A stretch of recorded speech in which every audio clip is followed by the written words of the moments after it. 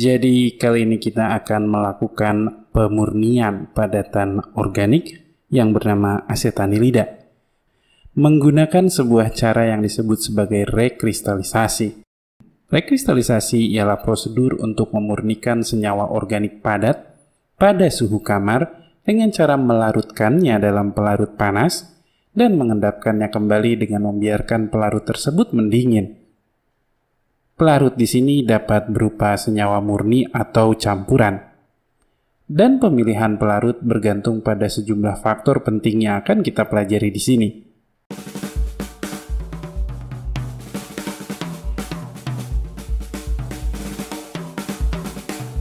Siapkan 2 buah tabung reaksi yang masing-masing berisi 2 ml air dan 2 ml etanol.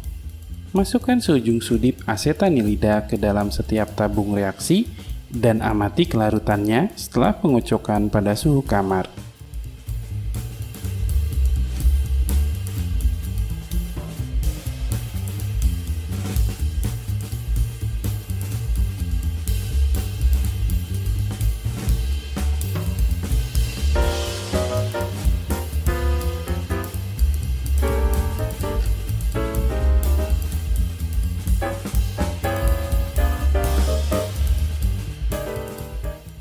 Bila larut sempurna, masukkan lagi sejumlah bahan yang sama.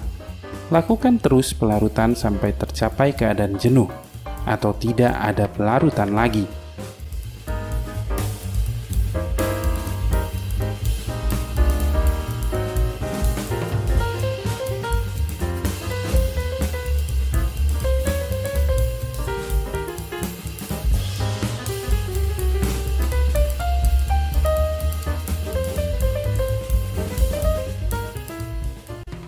Kemudian ke dalam setiap tabung yang telah berisi larutan jenuh, masukkan lagi sedikit asetanilida.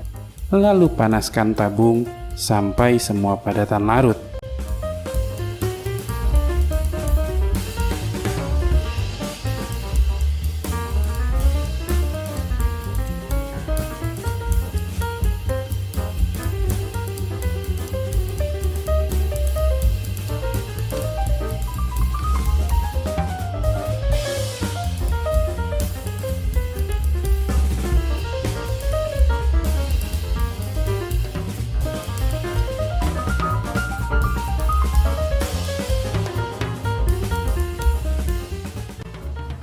Dinginkan larutan perlahan-lahan, dan setelah itu rendamlah tabung dalam penangas es.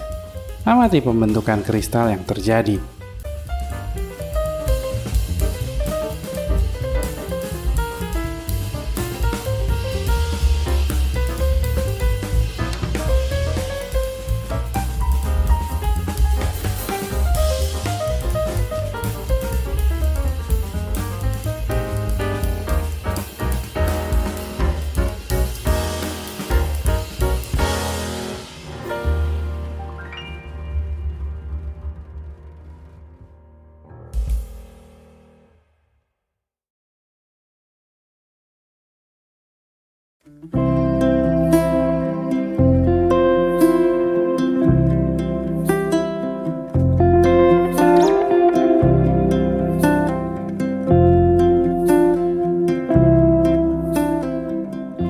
Seperti yang telah kita amati bersama, asetanilida ternyata sangat larut di dalam etanol. Senyawa ini larut baik pada etanol di suhu kamar, apalagi setelah dipanaskan.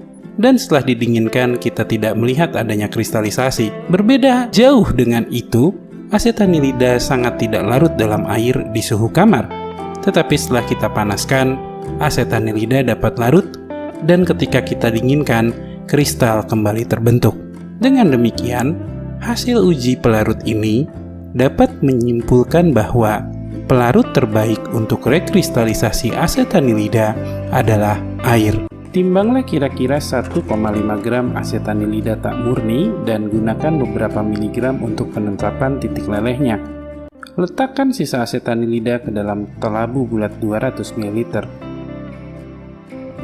Jangan lupa masukkan juga beberapa butir batu didih ke dalam labu ini. Tambahkan 35 ml pelarut sesuai dengan hasil uji pelarut sebelumnya. kita akan gunakan air sebagai pelarut terbaik rekristalisasi asetanilida ini. Sekarang, kita akan rangkai radas reflux untuk memanaskan asetanilida dan air. Dibutuhkan pendingin tegak, 1 klem, dan 1 pompa air. Pertama-tama, mari kita pasang selang inlet air ke bagian inlet kondenser, yaitu lubangnya ada di bagian bawah. Selang inlet dipasang di bagian bawah agar air dari sirkulator dapat mengisi kondenser secara penuh untuk kemudian keluar dari bagian outlet yang ada di atas. Jika Anda terbalik memasangnya, maka air dari sirkulator tidak akan bisa mengisi kondenser sampai penuh. Selanjutnya, kita akan uji dulu rangkaian ini untuk kebocoran. Setelah pompa dinyalakan, kita perhatikan dengan saksama apakah ada kebocoran dari tiap sambungan selang. Jika ada, Anda perlu memperbaiki sambungan ini dengan mengganti selang baru atau mengencangkannya. Setelah uji selesai, cabut kembali listrik ke sirkulator air. Kemudian Anda bisa menaruh kondenser ini di tempat yang aman.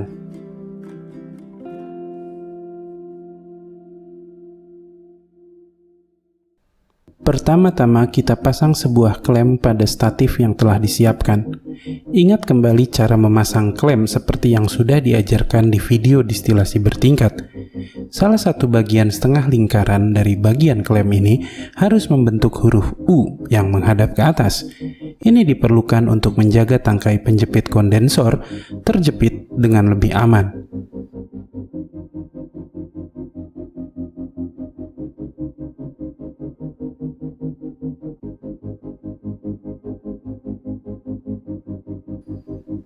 Kemudian kita mulai rangkai kondenser tegak dengan klem.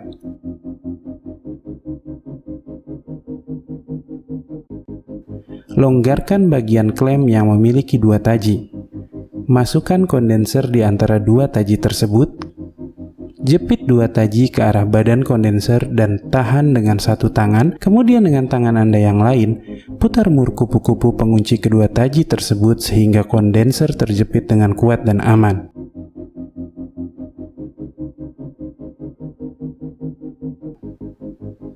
Sekarang kita rangkai labu ke kondenser tegak. Pasang labu dari bagian bawah hingga mulut kondenser masuk seluruhnya ke dalam mulut labu. Genggam kondenser dan labu dengan 1 tangan, sambil mengendurkan mur kupu-kupu penjepit kondenser pada klem sehingga kondenser dapat digerakkan. Perlahan dan hati-hati turunkan kondenser dan labu hingga dasar labu menyentuh permukaan pemanas dengan baik. Kencangkan kembali mur penjepit kondenser pada klem.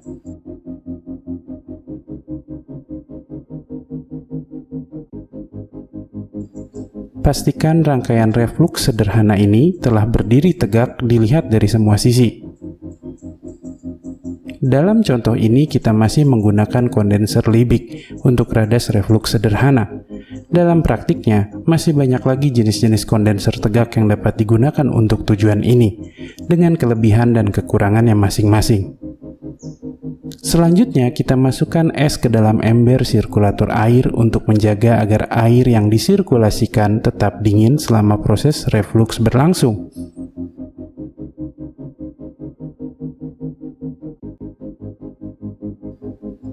Kemudian kita nyalakan sirkulator air. Kita biarkan air mengalir dari pompa sirkulator ke dalam kondensor, kemudian keluar dan kembali lagi ke dalam ember. Nyalakan pemanas listrik.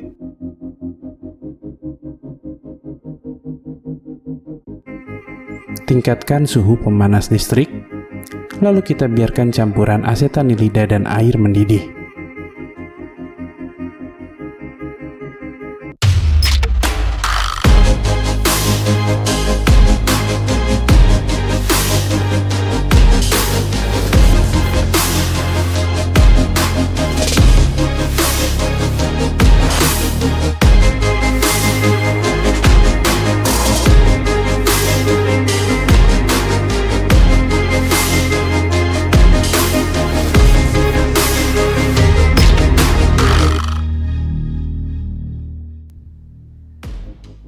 Ketika suhu air semakin meningkat menuju titik didihnya, dapat kita amati padatan asetanilida tidak murni berangsur-angsur terlarut ke dalam air.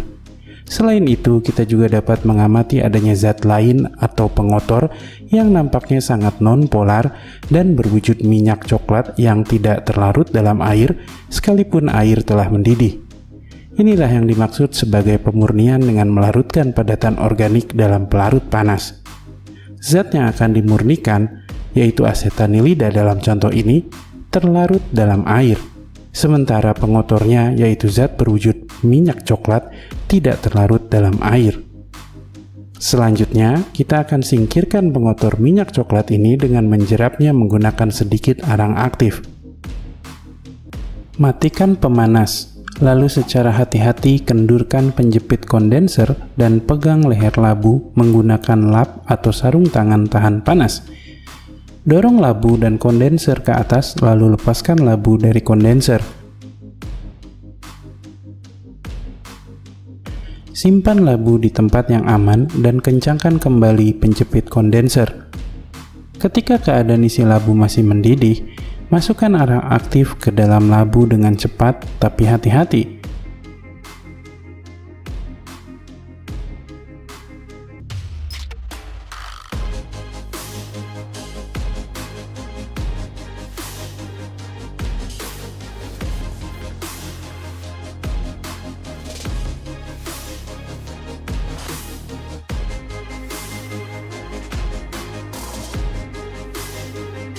Rangkai kembali labu dengan kondenser dan lanjutkan pemanasan. Arang aktif akan menjerap pengotor minyak coklat ketika asetanilida masih terlarut sempurna di dalam air panas. Dengan demikian, penambahan arang aktif perlu dilakukan secara segera ketika isi labu masih panas.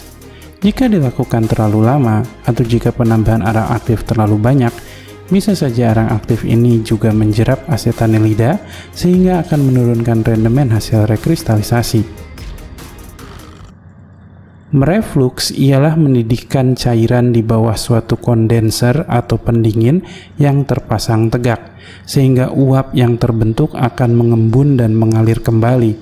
Dengan cara ini, volume cairan tidak berkurang karena tidak ada uap yang lolos.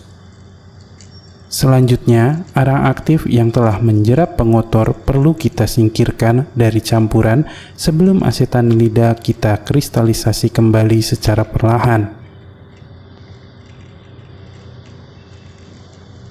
Sebelum menyaring arang aktif, siapkan aquades mendidih. Panaskan corong tak bertangkai serta kertas saring yang akan digunakan untuk menyaring arang aktif. Matikan pemanas dan dengan cepat bongkar labu dari kondenser tegak. Segera saring panas-panas semua isi labu melewati kertas saring panas tadi. Jangan sampai ada arang aktif yang lolos ke dalam filtrat atau Anda harus mengembalikan filtrat ke dalam labu, merefluksnya kembali, dan mengulangi penyaringan arang aktif dari awal. Gunakan aquades panas secukupnya untuk membilas labu dan arang aktif hingga bersih. Penyaringan arang aktif perlu dilakukan saat asetanilida masih terlarut sempurna dalam air panas. Tujuannya sederhana, agar asetanilida tidak mengendap saat penyaringan sehingga tertinggal di atas kertas saring. Pendinginan juga dapat terjadi saat larutan menyentuh kertas saring dan mengalir melalui corong.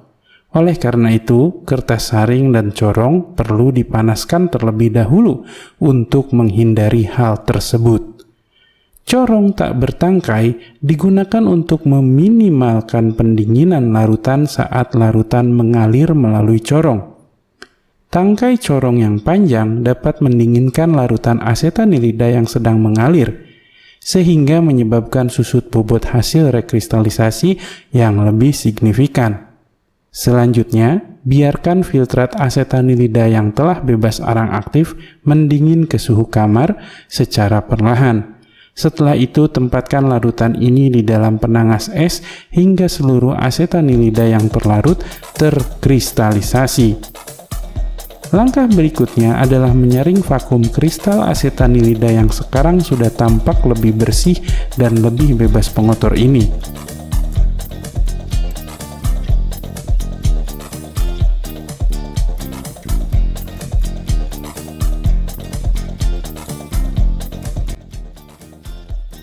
Pertama-tama, sambungkan selang vakum ke Erlenmeyer vakum.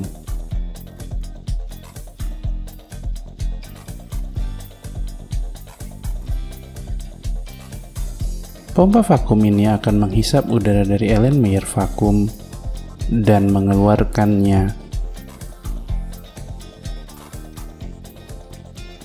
Pasang corong Buchner di atas labu Erlenmeyer vakum.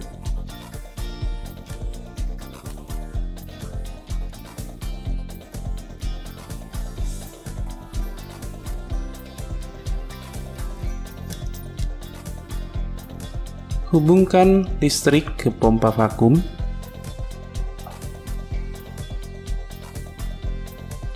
Nyalakan vakum dan udara akan dihisap oleh pompa vakum ini.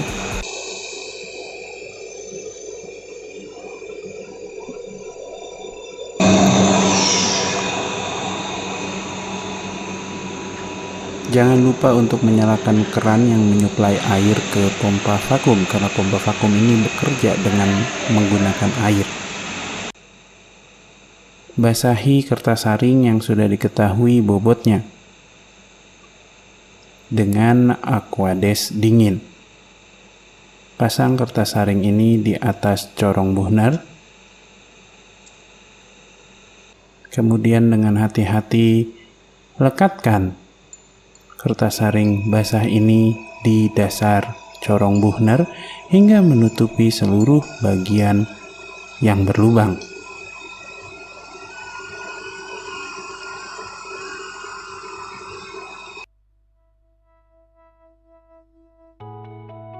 Tuangkan endapan secara merata di atas kertas saring. Penyaringan vakum adalah penyaringan cepat, jadi baiknya kita lakukan dengan cekatan. Kita dapat langsung menuangkan seluruh atau sebagian besar endapan yang ada dalam Erlenmeyer ini ke atas kertas saring, karena filtratnya akan langsung diisap oleh pompa vakum.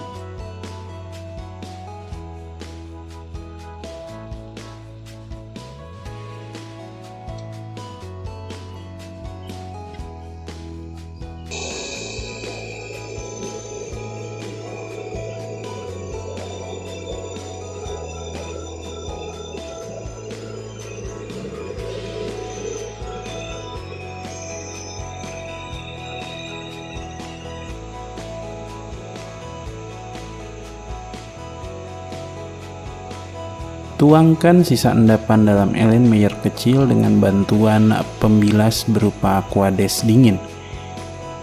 Di sini kita gunakan Aquades atau air dalam suhu dingin karena kita sudah tahu bahwa asetanilida kelarutannya sangat rendah di air, terutama pada suhu dingin. Jadi karena asetanilida ini adalah produk yang ingin kita kumpulkan, kita gunakan pembilas yang tidak akan melarutkan produk tersebut.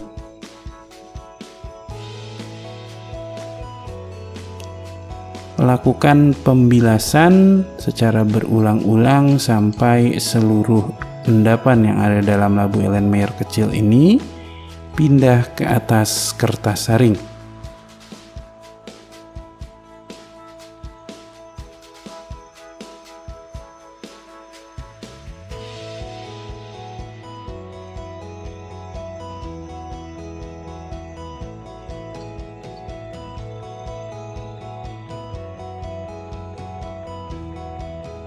Bilas juga batang pengaduk yang kita gunakan dengan Aquades dingin tadi.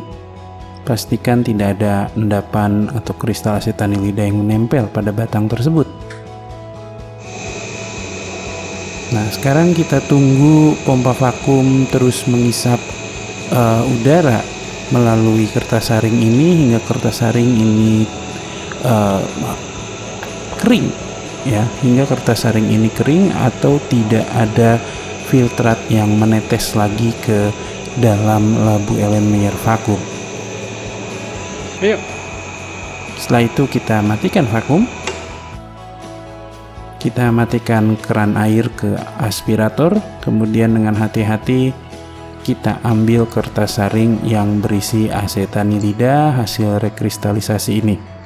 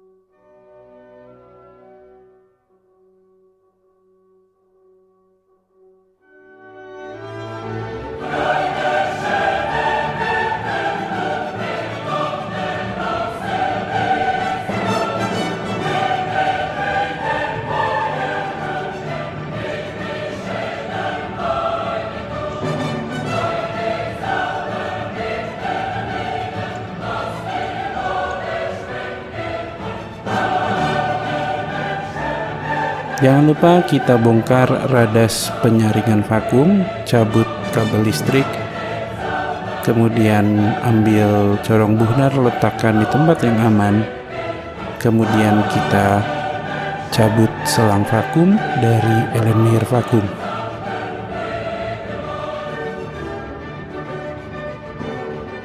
Nah, untuk pengeringannya kita akan gunakan oven blower ini, di mana suhu yang digunakan adalah suhu kamar, itu 30 derajat Celcius.